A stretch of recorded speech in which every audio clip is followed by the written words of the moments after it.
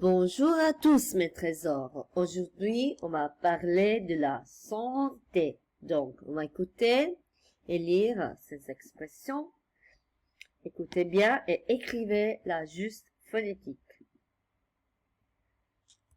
Comment tu te sens? Comment vous vous sentez? Je me sens mal, faible, bien, mieux. Très bien, je suis en pleine forme. Je suis en bonne, mauvaise santé. Tu es malade? Oui, je ne me sens pas bien aujourd'hui. Qu'est-ce que tu as? J'ai des douleurs au ventre. J'ai mal au dos. Je suis enrhumée. Je me suis cassé un bras, une jambe. Tu es allé aux urgences? Non, je suis allée voir un médecin. Tu as pris des médicaments pour te soigner? Oui, j'ai pris des comprimés, des antibiotiques. Ok, tout è facile, bien sûr. Come ti senti, oppure come voi vi sentite, oppure come lei si sente, dando del lei. Io mi sento male, debole, bene, meglio, molto bene, sono in piena forma, sono in buona o cattiva salute. Sei malato? Sì, io non mi sento bene oggi. Cos'hai? Cosa tu hai? Ho dei dolori alla pancia, ho mal di schiena, io sono raffreddato, raffreddata, io mi sono rotto o io mi sono rotta un braccio o una gamba. Tu sei andato o andata al pronto soccorso?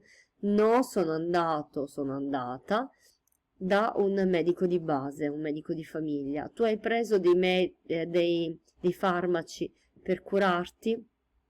Sì, ho preso delle compresse o degli antibiotici. Alors là, complète le dialogue avec les mots donnés. Bonjour, docteur. Bonjour, madame. Vous êtes... Moi? Oh non, pas moi. J'ai la plaine. C'est pour mon mari. Il est resté au lit parce qu'il... bien. Qu'est-ce qu'il a? Apparemment, il a mal à la tête et il se sent très faible. Mais c'est peut-être plus grave. Est-ce qu'il a 37,8 de fièvre. 37,8, ce n'est pas vraiment de la fièvre. Mal au dos, mal au... Non, pas de spécifique aux muscles, mais un peu mal au... Mal à la gorge? Ah oui. Il n'arrive même pas à manger. Bon, écoutez, je crois que c'est seulement un gros rhume accompagné d'un état de faiblesse générale. Mais il vaut mieux, bien sûr, il doit prendre 3 comprimés par jour. Pas 2, non, parce qu'il n'a pas. D'accord, merci docteur, au revoir. Maintenant, exercice 3, écoute l'enregistrement et réponds aux questions. On va écouter, prenez un crayon. Et voilà. Allô, Jérôme? C'est moi, tante Sophie. J'ai reçu un texto de ta maman ce matin. Alors, tu es malade? Bonjour, tante Sophie. Oui, je ne me sens pas bien. Qu'est-ce que tu as? J'ai mal à la tête, à la gorge et je suis enrhumé. Tu as de la fièvre? Oui, j'ai 38 de fièvre. Le médecin est passé te voir? Oui, ce matin. Il a dit que j'ai attrapé la grippe. Et il t'a prescrit des médicaments? Oui, de l'aspirine. Et c'est tout? Si les symptômes ne passent pas en 3 jours, il me fera une ordonnance pour des antibiotiques. Tu dois rester au lit combien de jours? Il a dit au moins 8 jours, mais peut-être plus. C'est dommage, je ne peux pas jouer au foot avec mon équipe. Dimanche prochain, il y aura un match important. Le pauvre. Enfin, c'est la santé qui compte. En tout cas, je te souhaite de te remettre le plus vite possible. Au revoir, Jérôme. Au revoir, tante Sophie, merci.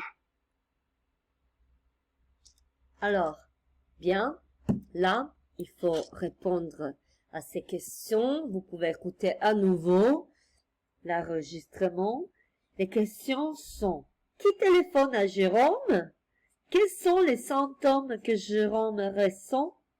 Combien a-t-il de fièvre? Quelle maladie a-t-il selon le médecin? Quel médicament lui a dit de prendre le médecin? Quel autre médicament lui a-t-il indiqué si les symptômes ne passent pas?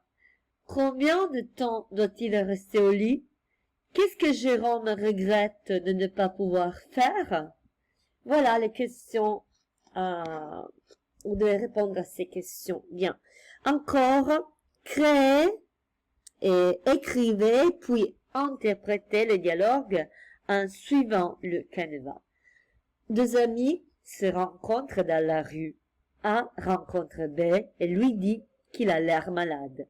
B répond qu'il a mal au dos et au bras. A lui demande ce qui lui est arrivé. B répond qu'il est tombé de l'escalier. A lui demande s'il est allé voir un médecin. B dit que son médecin est en congé jusqu'à lundi prochain. A lui dit de ne pas attendre lundi. Il lui conseille d'aller tout de suite aux urgences parce que ça peut être grave. B dit qu'il n'y a pas pensé. A dit qu'à l'hôpital, il va faire tous les contrôles nécessaires pour vérifier qu'il n'y a rien de cassé. B dit qu'il a raison et que c'est une bonne idée. A lui souhaite une prompte guérison et le salue. B remercie son ami pour ses conseils e le salue. Quindi che dobbiamo fare? I due amici si incontrano nella strada.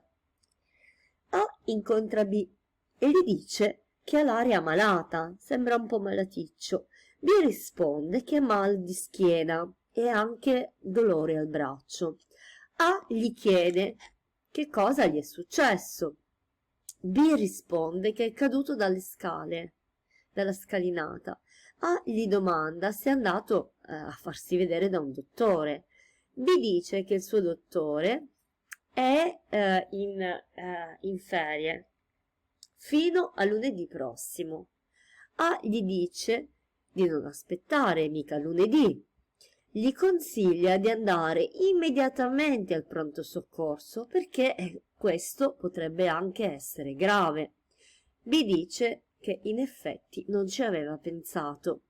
A dice che all'ospedale lui farà tutti i controlli necessari per verificare che non ci sia niente di rotto.